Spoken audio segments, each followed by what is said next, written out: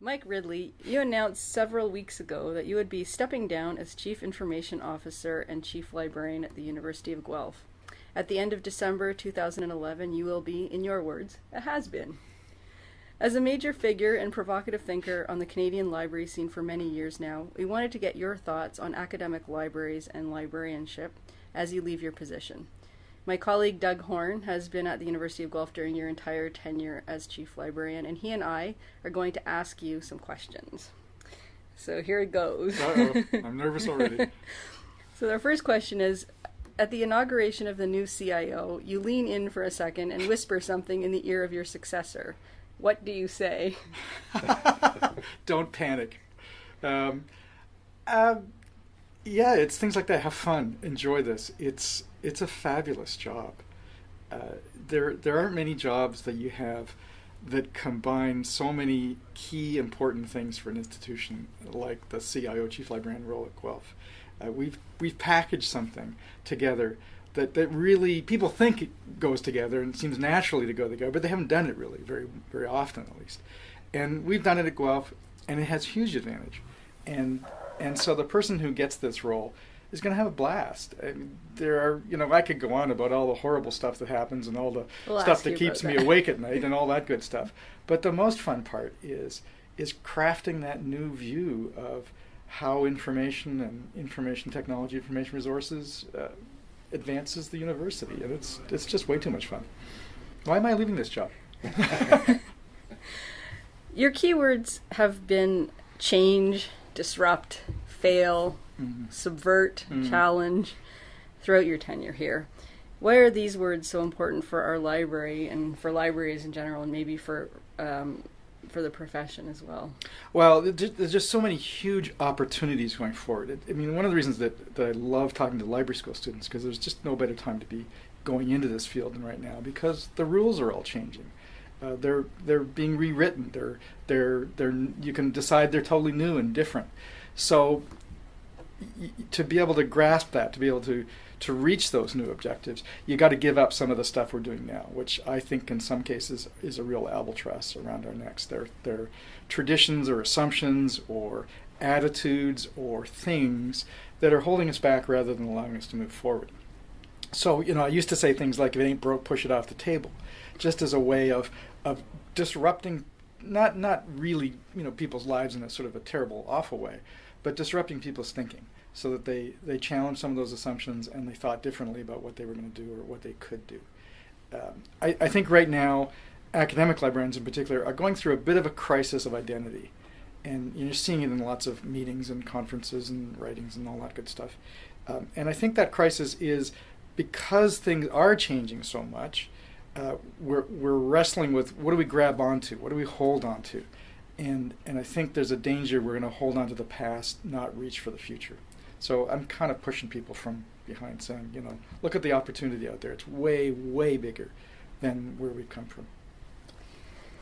There's so much I would like to unpack from that. How do you sell that idea to people that see libraries as places that hold our memory and hold our past and carry the past into the future? But I don't think they're mutually exclusive at all. It's how you do that's going to be different going forward, not what you do. I've said many times that I think the core values of librarianship, academic librarianship, or any librarianship, have never changed. They're still the same as they've always been. But how we execute or build on those values or realize those values is completely different. And so, we're still a memory institution. We're still about stewarding ideas and maybe even things. But how we're going to do that and the purpose and the means we do that, it's just completely different. So it's not challenging the value system. It's challenging maybe the tactics, I guess, or the strategies is where I think we've got to rethink stuff. I think if you scratch your librarian deeply enough, you get the same stuff every single time. Really deep down, we're all the same. Where we're struggling is how we make that real, how do we execute on it, how do we implement it, if you will. So when you do change and disrupt, inevitably you're going to push something off the table, it's going to break. So what would you say your favorite failure has been? Oh, yeah. My favorite failure was actually at McMaster when I worked at the Health Sciences Library at McMaster. And I've told the story before. We got very interested in expert systems. This is the sort of the heyday of artificial intelligence, and they were moving AI from out of the sort of a lab into kind of more consumer products. And so there were these expert system tools you could buy. And you had to go through a whole process of learning about how expert systems captured knowledge and blah, blah, blah. And we thought about it in terms of a reference system. So we were going to create an expert system that could essentially emulate a reference desk. And people would ask questions and they'd get this feedback. And we spent a lot of money and a lot of time going absolutely nowhere. At the end of the day, it was just a complete disaster. I can't remember how much money I spent, but it was at the time it seemed like a small fortune for our little library. It was a failure, absolutely no question about it. We got nothing from the product side of it. From the organizational culture side, we had a huge conversation about what reference is, how people work together, how they value what they know, and that was a fabulous success. But as far as a deliverable, yeah, not so much. Mike, that sounds like an interview answer. You're not trying to get a job here, you're leaving a job. So what about a more recent failure when you've been at Guelph, something that, in your mind, maybe not even... Okay, I'll tell you, a huge failure at Guelph was our portal. We tried to create a single point of presence for information on campus. Portals still are, in a way of bringing those things together from disparate sources. We put in a couple of layers of technology to do that. We brought groups together who would be the providers, and it basically died a painful death over an extended period of time. And so it was one of those things where a good idea went bad for some reason. And when you try to unpack why it failed, I think, because organizations, Guelph and others, are very silo-based, and trying to contribute to this middle thing was extra work and not controlled in the way that people want to control their own information. I'm sure there were resource issues that accounted for it, but I think probably more than anything it was those cultural issues that made this common thing less desirable than doing it yourself. And so we got people who just wouldn't sign up for it. And everybody would say this is a good idea to have that single portal, but actually contributing to it, actually building it, not so much. So yeah, we eventually killed it off, and yeah, it was a disaster. Basically, over a long period of time, it was a disaster. Are there any risks that you would have liked to have taken and weren't able to take?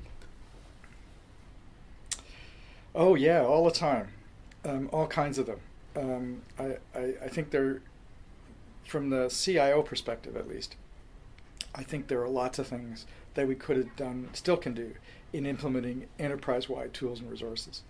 We've got a small number of things that kind of work across the organization, and I think the risk problem there was I didn't push hard enough and haven't pushed hard enough to try and find that common ground, and then build the kind of alliances you need to then sell that common ground as a place for tools and resources. So it's a little easy to kind of get halfway down that road and do a few things, but not really push the envelope. So I think the risk that I didn't take was putting myself on the line a bit more deliberately to sell that stuff, to really promote it. And the downside of not taking that risk is you don't get those resources. Nobody else can push them quite the way that my role can do that. So that's another failure, perhaps. You're just keeping all these good failures you're bringing up. Excellent stuff. Robin really wanted to ask all the questions that would make you feel bad. Oh, so this is the easy stuff, right? We're shifting over now. Yeah. Because I said I'm only asking questions if they're happy. So now we're going to ask happy ones. And then this is a softball. Oh, good. Excellent. Hit this one out of the park. What is your proudest accomplishment? Oh. Well, not easy, but pick and choose. It's going to sound like a job interview answer. I'm sorry, Robin, but it really is true, and it sounds kind of sappy, but I'll tell you, it really is the thing that I think makes a lot of people in my kind of position proud. And that is when you see people come into the organization, you hire them, or they're here for some reason, and you see them grow and change and develop. You see people who blossom and become effective professionals. You see students who, through the classes you're teaching, become more aware and capable and intrigued and curious. So what I'm proud of is that people, you get to witness that, you get to participate in it, and it's just a real gas to watch people become more capable, those possibilities that emerge from those. That's why we all work at learning institutions, I think, because we all kind of get a kick out of that. That's the joy of it all. But in my role, you spend so much time with budgets and strategy and all that sort of bureaucratic crap, which, by the way, is fun too. But it's that development side, that part of it that is, that's what makes you happy when you go home at night. Collaborative initiatives have been a significant part of how you've made a name for yourself. I don't think that can be denied. Your legacy, perhaps, I have in brackets here. If that legacy could be carried on into the future, what would you hope that it would look like? I always tell people that collaboration is a muscle, and that the more you use it, the stronger it gets, the more effective it is. And so I hope that people see that as an attitude, that it's not just you collaborate because you get something out of it. It's because you can build even greater capacity, personally as well as collectively. So I think it's that positive attitude towards collaboration. Sometimes we've said in the past that people collaborate when things are really tough, when the budgets are tight, or then they're sort of forced to collaborate, or that's when collaboration looks good. I think we got to look at collaboration as a natural thing, just like muscles that you just exercise and use, and they leverage things for you. So I hope that collaboration has that kind of long-term possibility option attitude. We're going back to something that we touched on a little bit earlier here, but what is the core thing that libraries do that will keep people coming back to them long into the future? If the pace of change continues to increase, what is the one thing that libraries do that must survive, that they must keep doing? I don't know what they do. I think it's a quality they have, and the quality is trust. People trust libraries. They trust the idea of a library. They trust the concept of a library.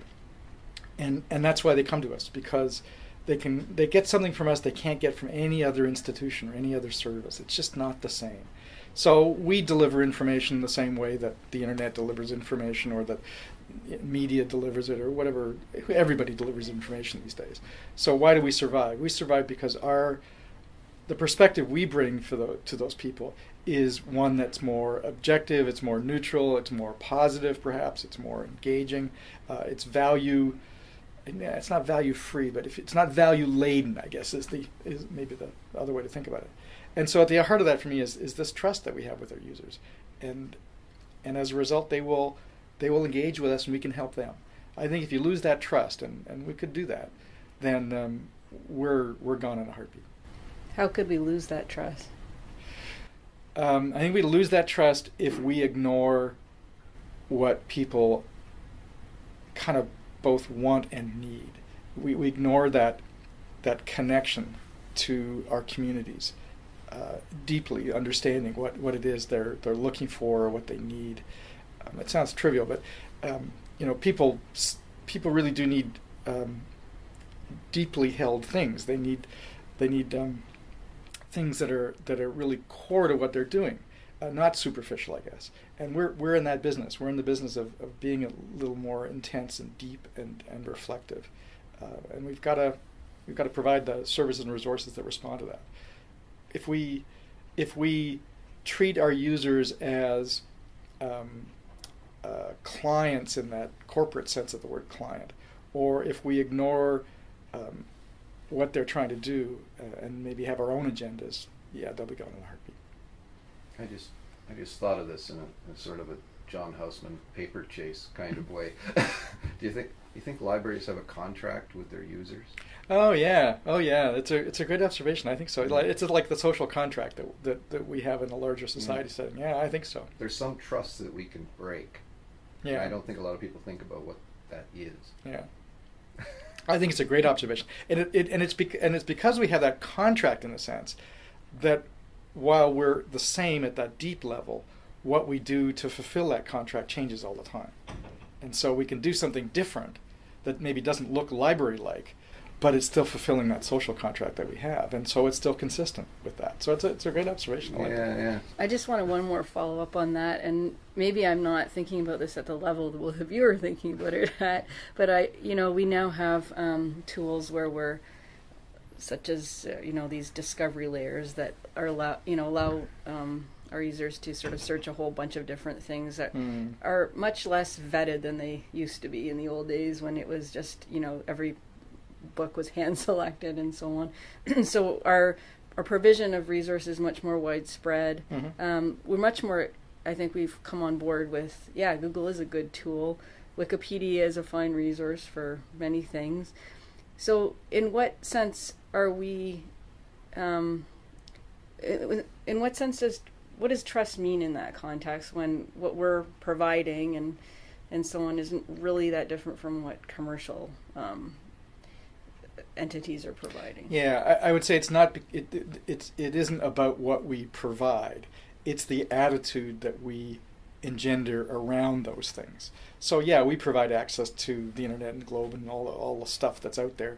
And you're right. We have less of a kind of a gated garden kind of approach, where here's the stuff we've decided is good, and we're going to put it over here, and all the rest of that stuff is crap, and just ignore it. So pay attention to only this stuff, because that isn't the way the world is anymore. But what we do bring to the table are the skills that help people identify that good stuff wherever it is, because good stuff isn't in a single place anymore. It isn't even in a single, there's no unique path to it. But the skills, the attitude, the reflection that's necessary to separate the wheat from the chaff is something that we still focus on, and the media doesn't, and the corporate providers aren't interested in that as an attitude. They're interested in something totally different, whether it's propaganda in the quotations, or whether it's selling something, or whether it's just eyeballs that they're after. That's not what we're after. So the tools, the discovery and access tools, cool stuff, great stuff, helps people, but that's not the heart of what we're doing. The heart of what we're doing is getting people to think and reflect and actually engage at a deeper level with this stuff. How do you think we do that? Well, I think we challenge people. I think, and maybe we don't do this enough. I like to think of libraries as kind of, on one side, coherence engines, that they're places where we can try and bring things together and try and help people understand their world. So we're providing alternatives, we're providing ways of thinking about things. But on the other hand, I think we're also a place for dissonance, that we actually have to kind of stir the pot up and get people to say, oh, okay, I didn't think about that, or here's a totally different perspective, and I've got to kind of rethink my assumptions. We're really good at the coherence part. We're not as comfortable always with the dissonance part, although we do that around things like freedom to read, or the Bannerama stuff, which I love, just as a way of kind of provoking people. And I think we could provoke people more. Well, and this leads into the next question pretty well. What questions do you wish academic librarians were asking? Wow, good question. Wish I had a really good answer to that one.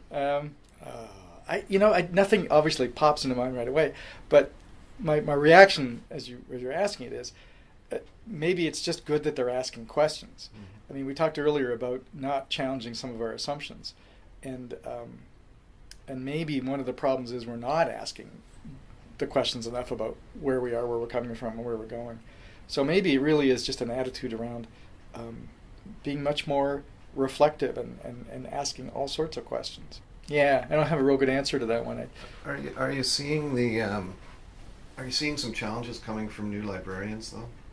Oh, absolutely. When you're out at these sessions, I think there's a certain energy with the new librarians that isn't quite defined yet. Yeah, that's a really good point. I mean, I think there's a level of activism in the profession that hasn't been there for a long time, and it's very cool. It's exactly why I liked what we were talking about earlier, people just trying to probe a little more deeply and understand things more, and recognize that maybe what we've got is a platform for social change and social justice and some of those issues. That is very cool. It's an edge that hasn't been there for a long time. I had a discussion recently with someone about the nature of library advocacy, and we've been working on that advocacy program for a long time, and I'm beginning to think that while advocacy itself is still pretty important, the advocacy language we use is getting pretty old school. It's not really upfront enough in terms of what we're trying to accomplish. It's a little too polite, I guess, is the way I think about it. Whereas when you look at some of the activists we've got within the profession now, they're really pushing the envelope. They're in your face. They're trying to stir things up. They're deliberately provocative about things, and maybe sometimes even on a further at edge than I would go. But they're stretching the profession in a way that we haven't seen before. So I think that's very cool.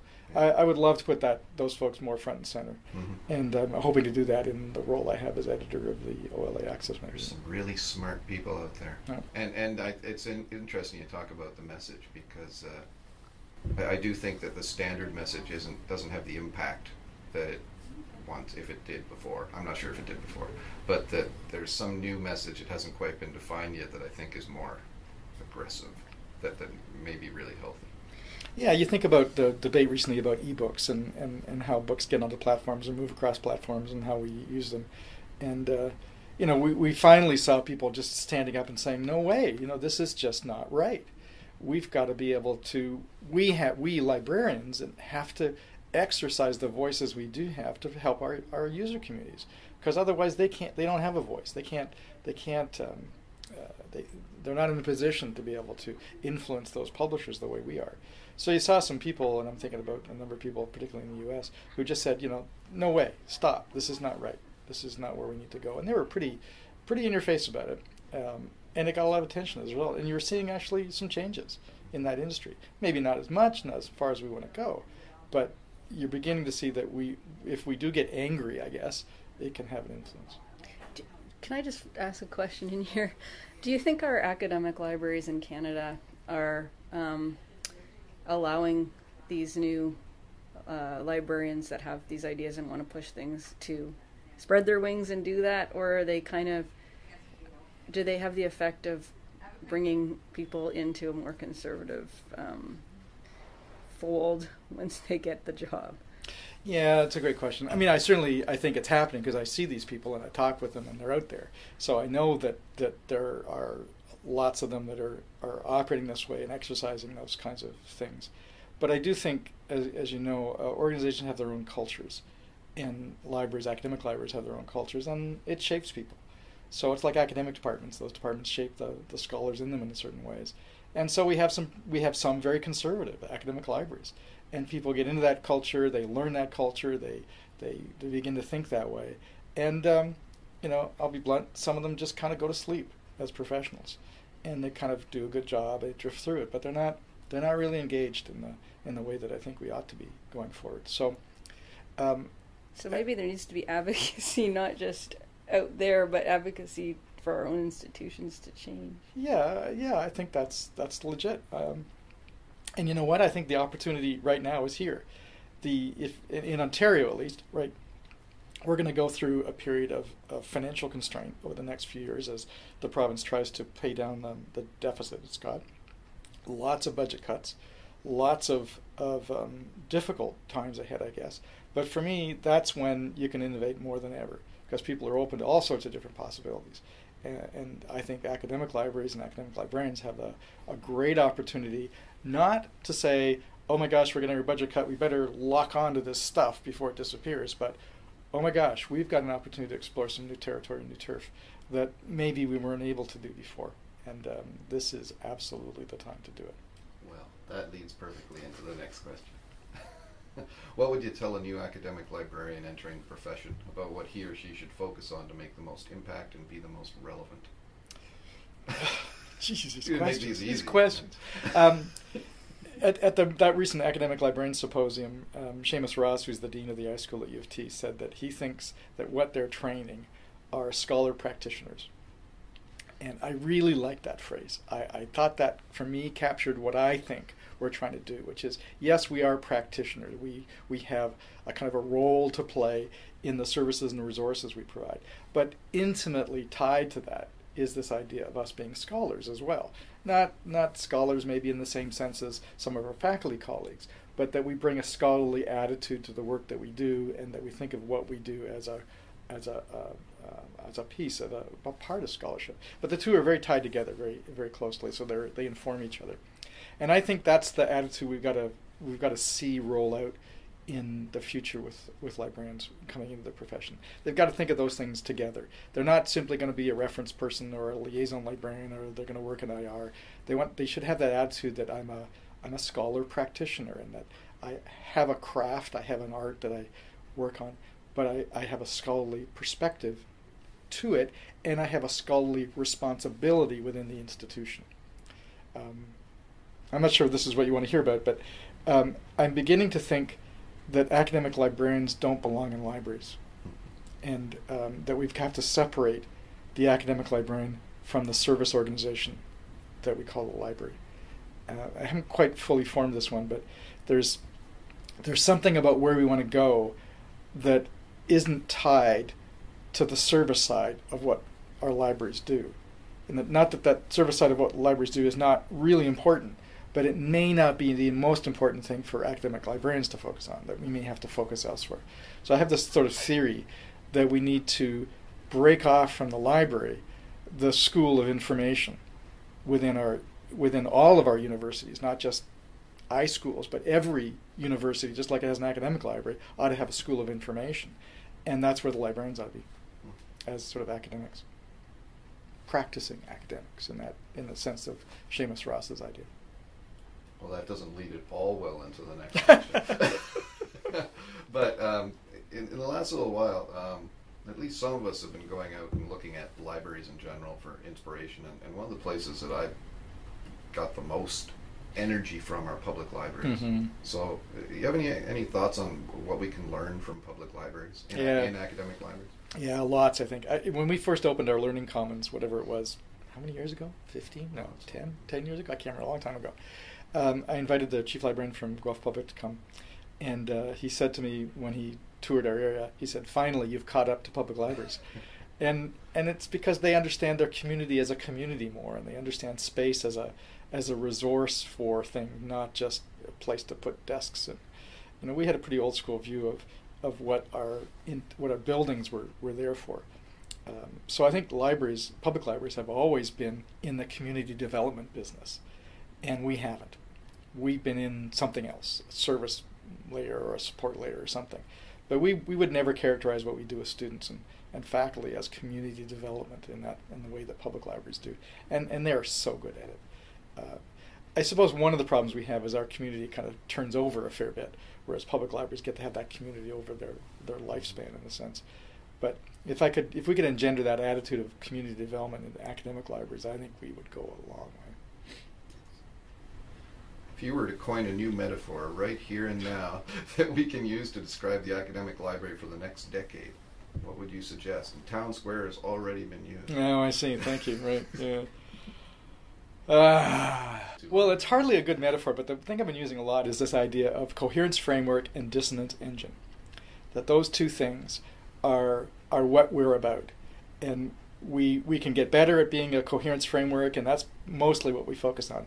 But I do think we need to get better at being a dissonance engine, and that deliberate stirring of the pot is something I'd like to see us do more of. So they're balanced. They're not, I just don't want to go out there and wreak havoc, but I want to have those two things more in balance than they are now.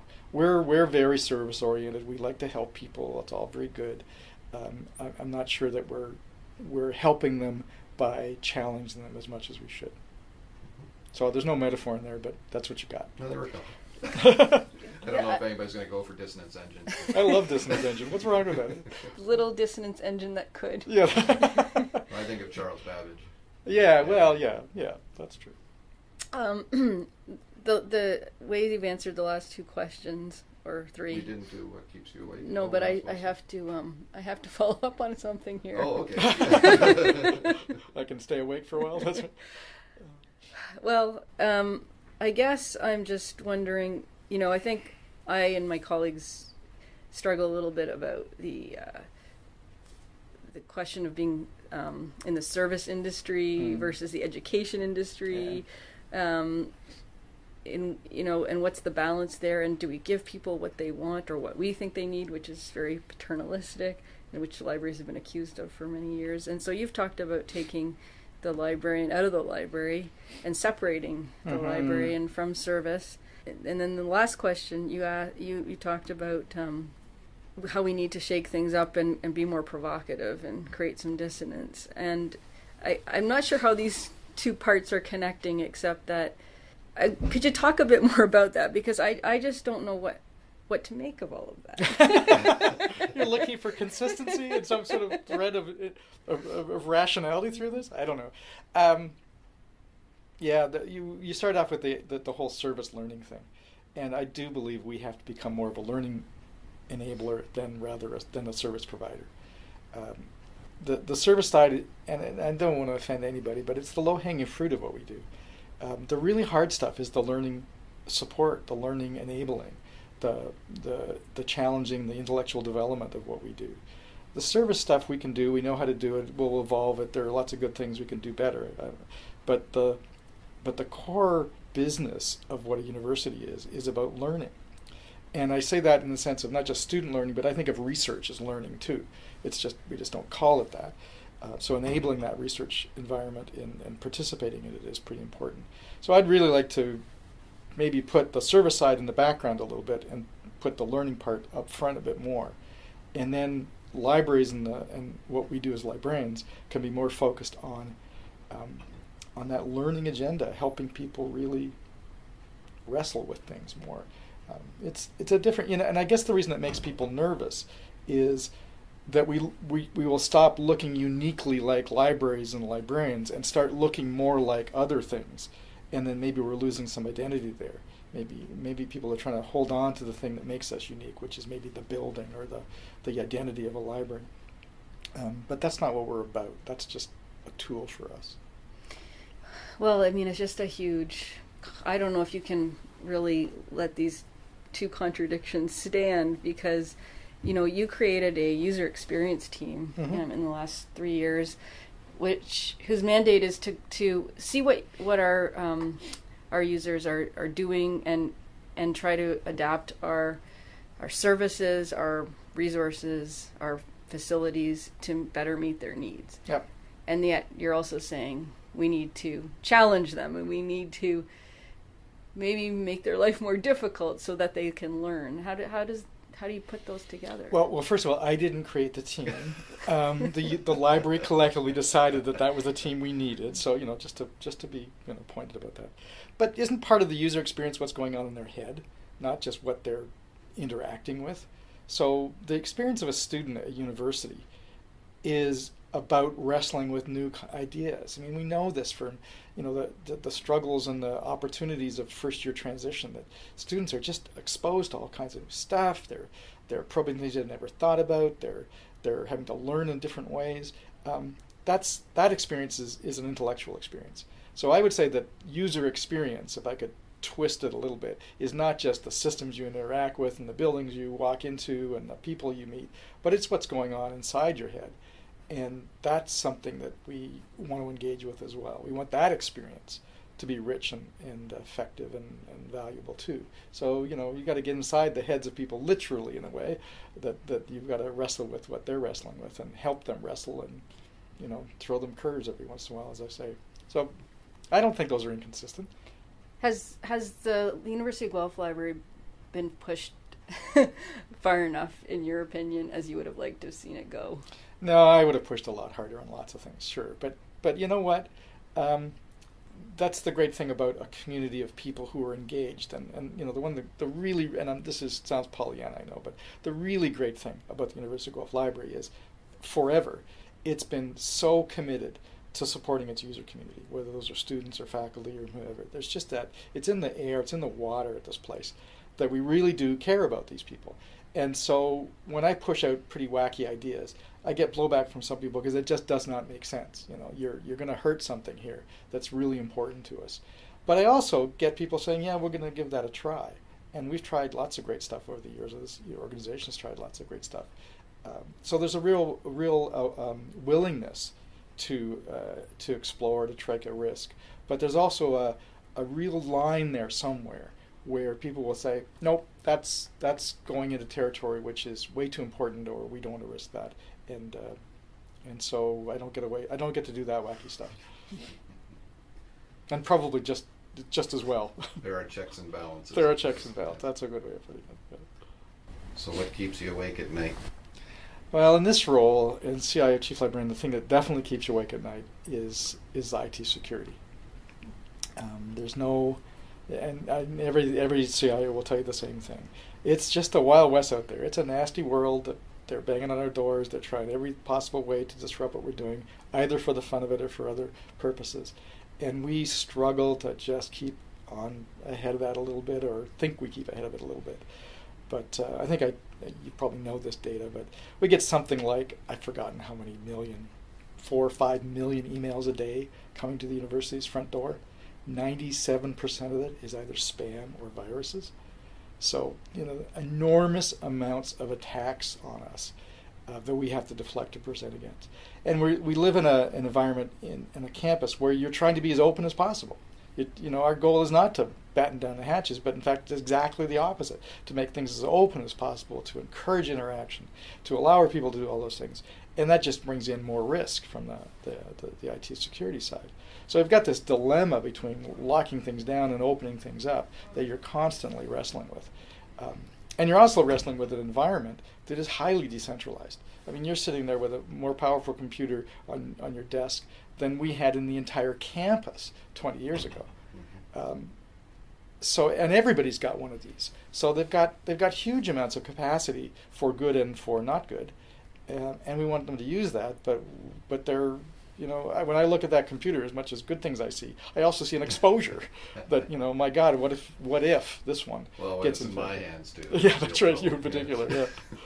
So it sounds straight, but we're always like a nanosecond away from a huge security risk, a big meltdown, a release of public or private information that would be embarrassing and damaging, and you just got to live with that.